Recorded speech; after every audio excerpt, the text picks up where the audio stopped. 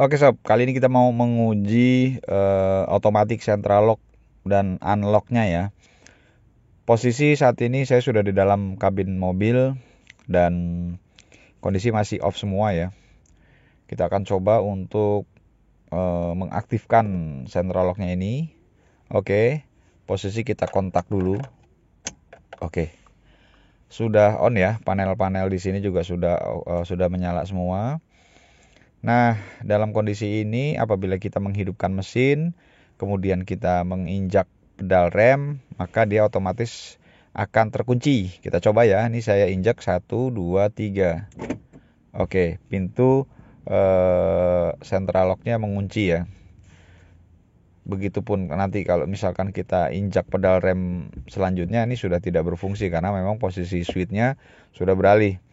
Nah, pada saat kita selesai berkendara, kita sudah sampai di tujuan mungkin ya, kita menonaktifkan atau ingin mencabut kontaknya, dia akan secara otomatis juga untuk membuka.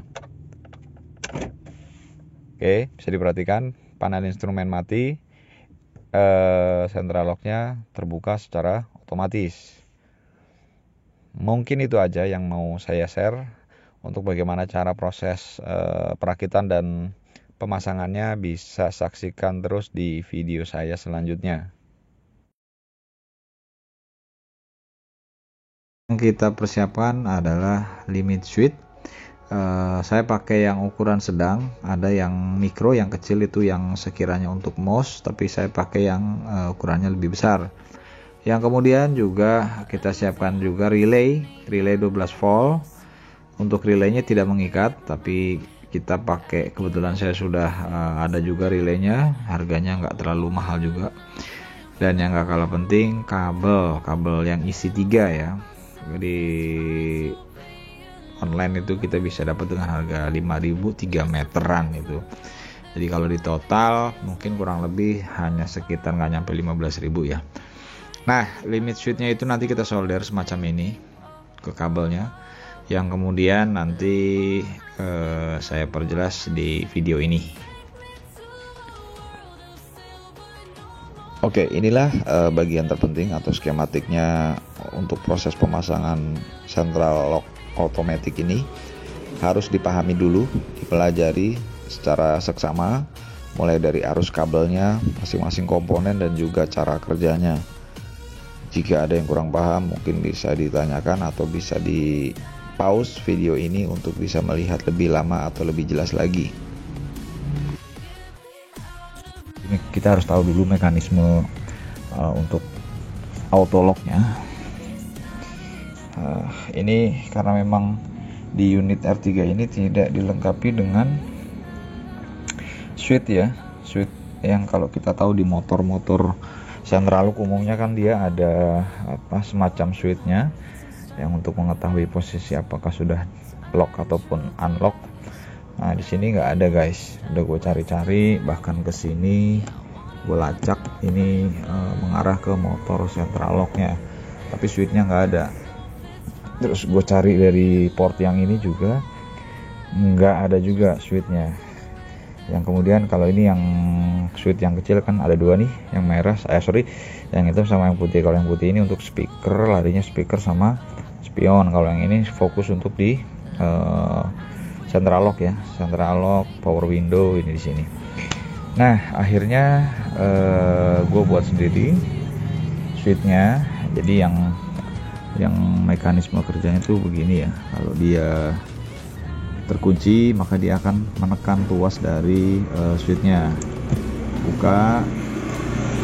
Ini peranan ini sangat penting dirasa, karena kalau nggak ada ini nanti nggak bisa mendeteksi dan nggak bisa memerintahkan untuk mengunci pada saat mungkin bisa diambilkan dari switch rem ataupun dari kilometer per jam. Oke, ini cara paling murah meriah, agak ribet tapi ya gue rasa buat kita yang suka atau yang hobinya ngoprek pasti menarik nih. Oke, jadi intinya power switchnya itu dia pakai kabel massa. Nah, dari kabel ini, dari warna kabel yang warna hijau, ini dua nih yang kecil. Kalau nggak dari warna hijau sama warna abu-abu. Kalau salah satunya misalnya warna hijaunya kita kasih arus massa, itu bisa mengunci. Sebaliknya yang warna abu-abu kalau kita kasih massa, dia juga akan membuka.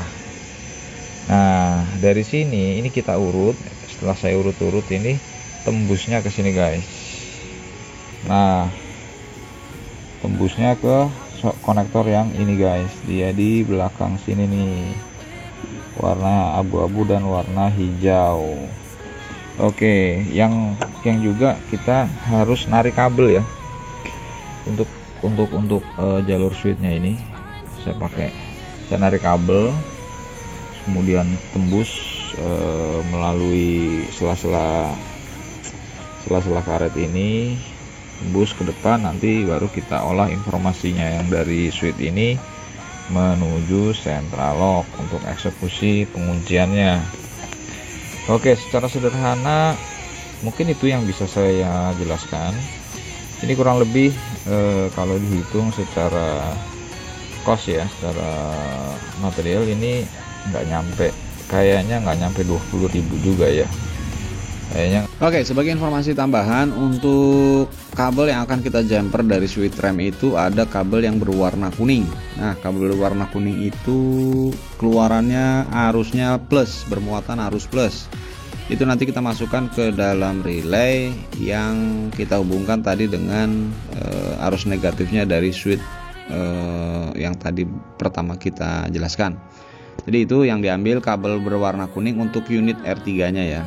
Untuk mobil atau kendaraan jenis-jenis lain saya belum memahami. Oke, sedangkan untuk arus plus yang kedua, karena disitu kan terdapat dua relay. Tadi relay pertama bisa didapat dari switch rem. Kemudian yang kedua ini kita ambil atau kita petik kabel yang bermuatan positif dari ACC ataupun kontak on.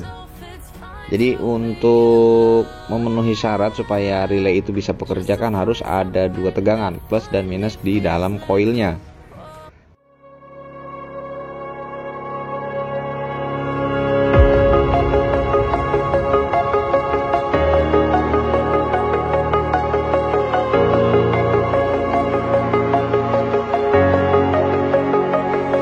Breathe in the air, the light that surrounds me. If we hold ourselves together, we'll go far. Created a space, in my head it was empty, but I